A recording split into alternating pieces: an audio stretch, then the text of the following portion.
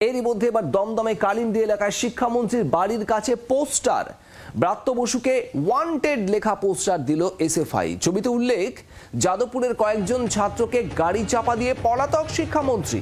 একসঙ্গে লেখা রয়েছে, সন্ধান পেলে স্থানীয় থানায় যোগাযোগ করুন। এ বিষয়ে এখনো শিক্ষামন্ত্রী ব্রাত্য বসুর প্রতিক্রিয়া পাওয়া যায়নি। মমিতা চক্রবর্তী আমাদের প্রতিনিধি রয়েছেন আমাদের সঙ্গে। মমিতা, এই পোস্টার যেখানে ওয়ান্টেড লেখা, শিক্ষামন্ত্রী ব্রাত্য বসু ওয়ান্টেড, ঠিক কি বক্তব্য?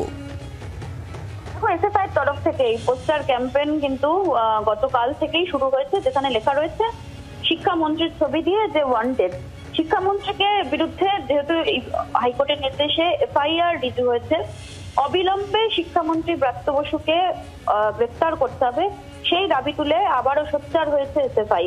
শুধু তাই নয়, যেখানে সোমবার পর্যন্ত সময়সীমা বেঁধে দেওয়া হয়েছে যাদবপুর বিশ্ববিদ্যালয়ের পড়ুয়াদের তরফ থেকে, সেই আবহে এসএফআই একদিকে যখন এই ধরনের পোস্টারিং করছেন, পোস্টার ক্যাম্পেইন করছেন, সেই আবহেই ফের আগামীকাল অর্থাৎ 8 তারিখ দমদম চলোর ডাক দেওয়া হয়েছে। সিদ্ধান্ত নেওয়া হয়েছে শিক্ষামন্ত্রীর বাড়ির চত্বর অর্থাৎ দমদম এলাকায় দমদম চলোর ডাক দিয়েছে ছাত্র সংগঠন এসএফআই।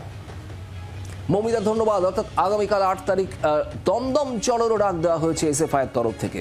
সব মিলিয়ে আন্দোলনের ঝাঁঝ বাড়াচ্ছে এসএফআই।